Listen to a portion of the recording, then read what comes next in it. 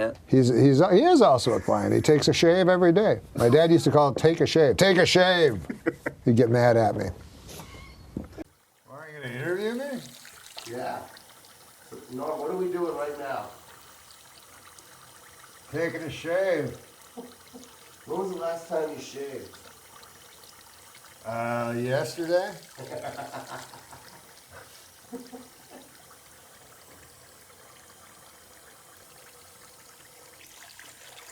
I like to shave the throat first. One time I cut my Adam's apple, and it was a hell of a mess. There was apple juice everywhere. You like that?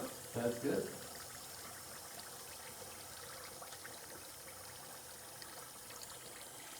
How did you meet Josh? Josh was an intern on Saturday Night Live, and then he started writing jokes for a Weekend Update, and that's how I got to know him. And then he moved out here about the same time I did. And what did you? Because I knew his lovely wife Tara before him.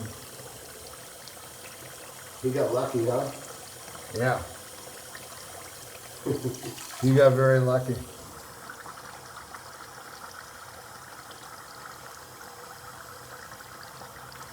This is hard, you know, because you got to concentrate on shaving. You don't want to cut yourself.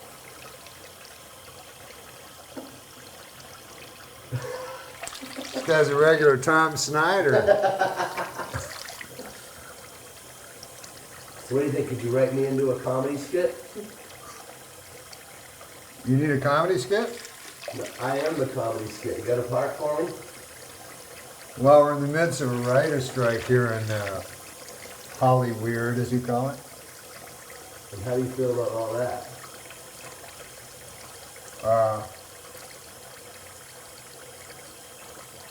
I think writers should write. If they don't write, they're not writers. Right? Who's right and who's wrong? So if you are what you do, at the end of the road, you know, the facts of your life are the facts of your life. So if you don't write, you're not a writer. And then how can you go on strike? Exactly. Well, who's going to make the money off of this deal anyway? Well, the way I understand it is this. Right now, it's unfair because all the money is going to the VCR people that make VCRs. And so the writers, we want the money for all those VCRs and all the, the cassettes that you put into the VHS machines. And I mean, the writers write the material. Why should the president of the VHS company make all the money? Seriously. That's the way I see it. Why are the writers always swept under the rug when it's about the directors and the actors and the producer? Yeah. It all starts with the writer. And I'm telling you, man, there's some great writers. Not comedy writers, but drama writers. Mm-hmm. Those guys are amazing. So what's your favorite movie? My favorite movie? Yeah. Citizen Kane.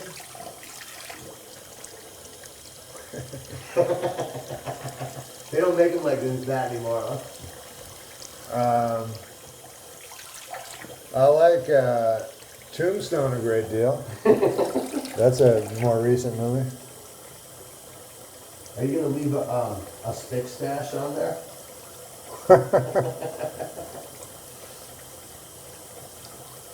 You know, I love Westerns. Yeah.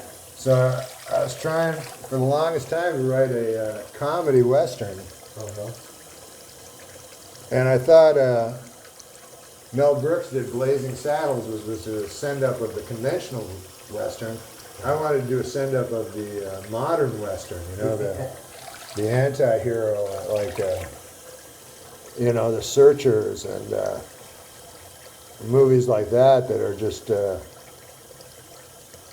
you don't know who the good guy or bad guy is, like Unforgiven or something. And just make it really brutal and bloody. Well, But they never took to that. tell me, how did you first crack into the business, and when did you, what did you do to get your first gig, and what was it?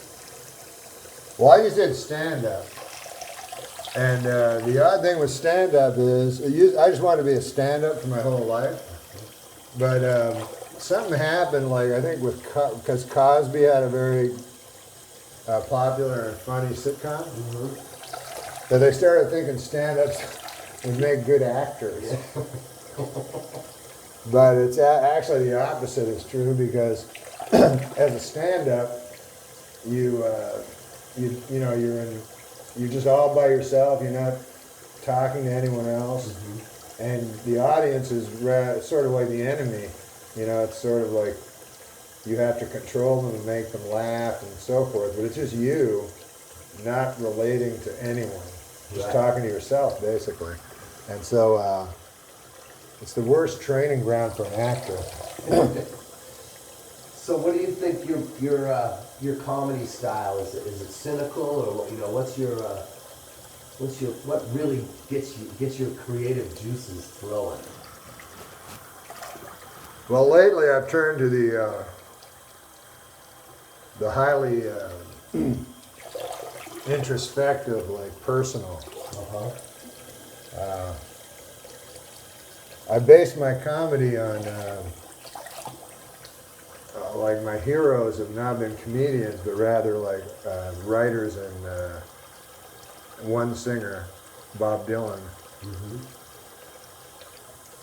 And Hemingway and Gertrude Stein and people that just, I learned a lot from those people, because they're highly, they never use a big word. They repeat things that are important. So right now my comedy is just about myself. It's not, I don't comment on anything. It's like Dylan at the 65 Newport Festival.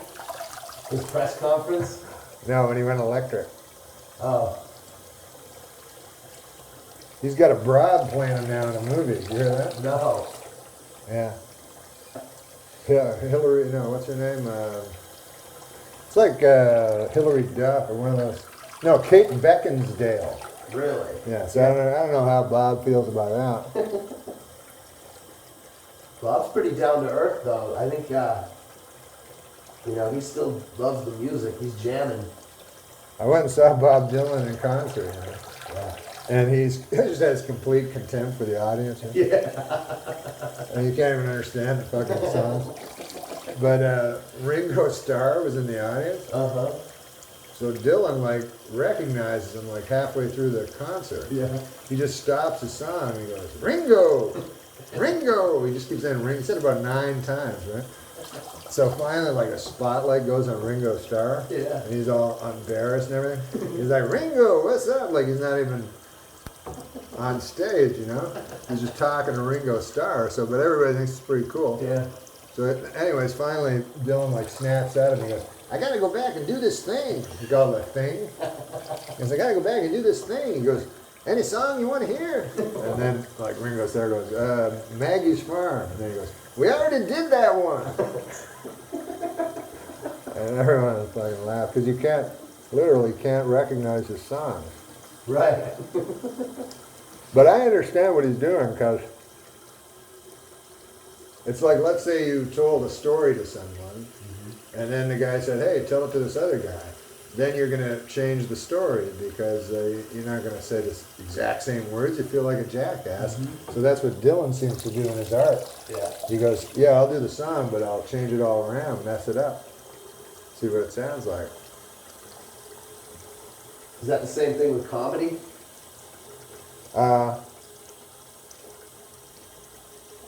Well, yeah, what I like to do is like, I never memorize anything. So I have the, I know what the joke is, and all I know is the punchline. And then up to there, I just meander around till I get to the punchline. As long as you know where you're going, you're free to say whatever you want. Yeah. Because you know there's an ending. How do you not laugh sometimes when you're standing next to, you know, Chris Farley or Tina Fey? With Chris Farley, the first one,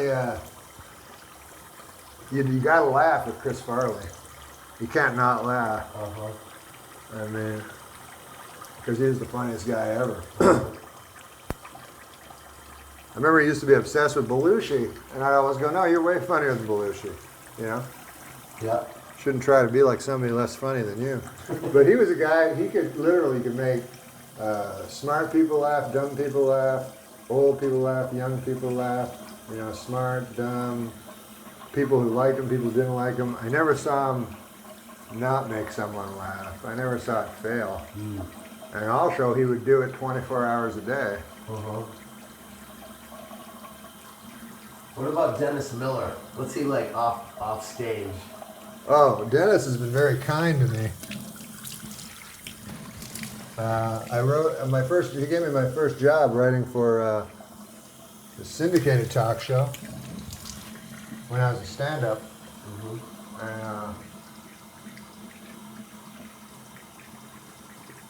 And also with Weekend Update, he changed Weekend Update completely to where it had a stand-up's sensibility, which no one has done since, except me.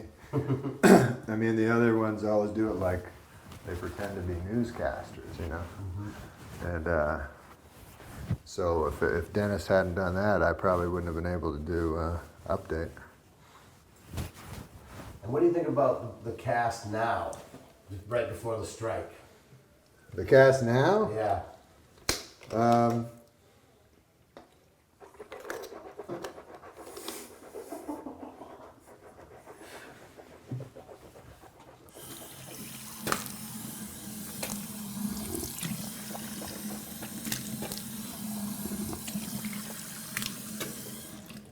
Well, I've watched